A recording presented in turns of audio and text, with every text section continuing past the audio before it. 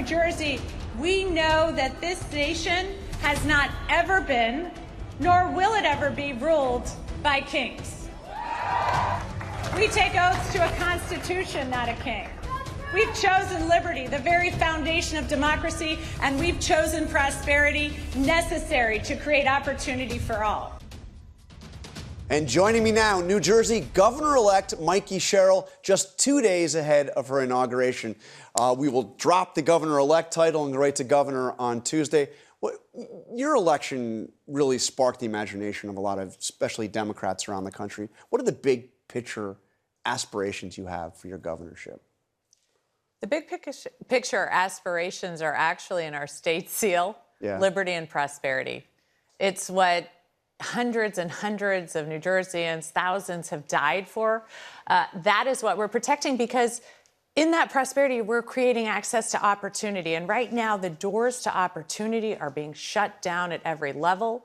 We see a president who constantly is running this tariff regime, putting more money in his own pocket and raising costs on everybody else. So we are fighting against that. We're fighting to open up the doors to opportunity, to lower people's costs, to take on that affordability crisis, while at the same time never backing away from rights and freedoms. And that president you referred to, President Trump, spends a lot of time in New Jersey. He spends time there at his Bedminster Club in New Jersey, especially during the summer months.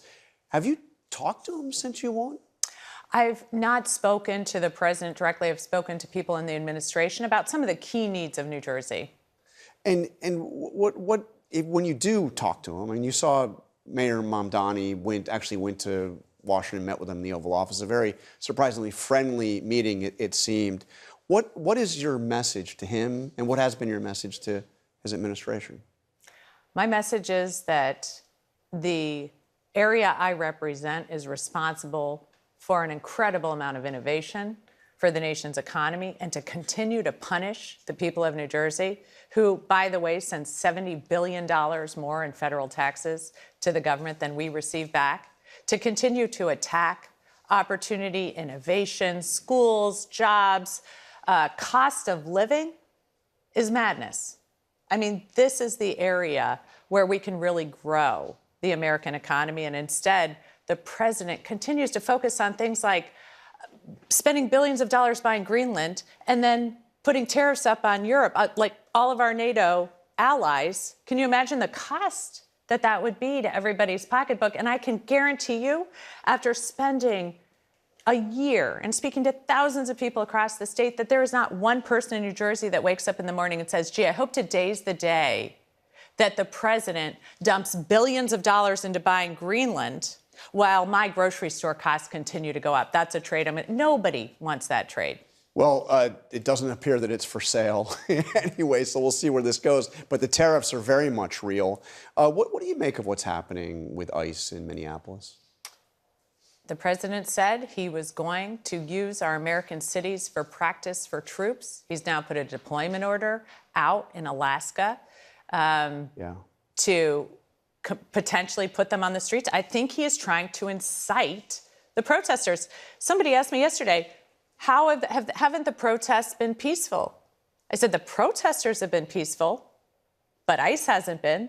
They're assaulting people on the street. They're busting through windows in cars. People are driving their kids home from basketball practice, getting tear gassed. People are getting shot and killed by these out-of-control proto-military agents. And I think the president's trying to incite the protesters so that he can take America's eyes off the fact that his militia that he's building around this country is actually attacking American citizens.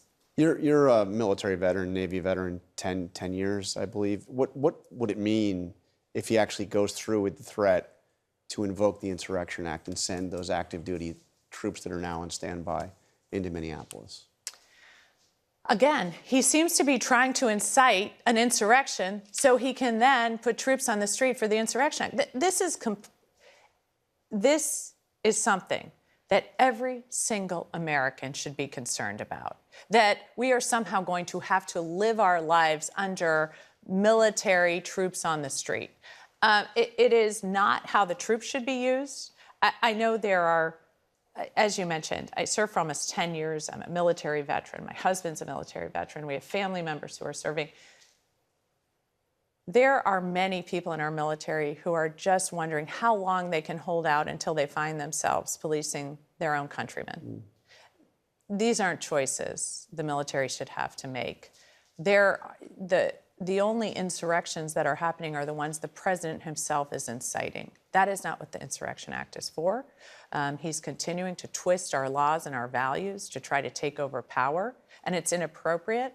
And that is why in New Jersey, I would say the opposition is forming, and it's starting in New Jersey. And you won a big victory. I mean, it was a 14-point victory.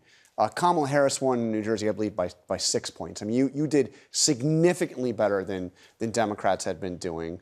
What is the key for Democrats going into the midterm elections? I mean, what were the lessons that you learned that you think can be brought nationally? So if you're going to run a campaign, you need to do the nuts and bolts. You need to listen to people. I think too many people over time have started by, this is where we're at, this is what we need to do. Get on the street and listen to your constituents or would-be constituents. And so I spoke to thousands of people, but the best thing I can do now for the Democratic Party is to govern effectively, to deliver on the promises I made. Because as I've mentioned, there's an affordability crisis. What happened in New Jersey in 2025 was a realignment of many of our traditional base. So working people. You're talking about urban working people. You're talking about working class people in the suburbs and more rural areas, aligning because they're seeing their costs go up every single day. Many people took a chance on Trump in 24. Those same people that swung to me because he told them he was going to drive their costs down. And as I went around the state, what I was hearing from people is that, he seems to be making a ton of money, and yet my costs keep going up. He said he was going to drive them down. And his, plan to simply tell people, no, they're not, the economy's good, does not seem to be working very well.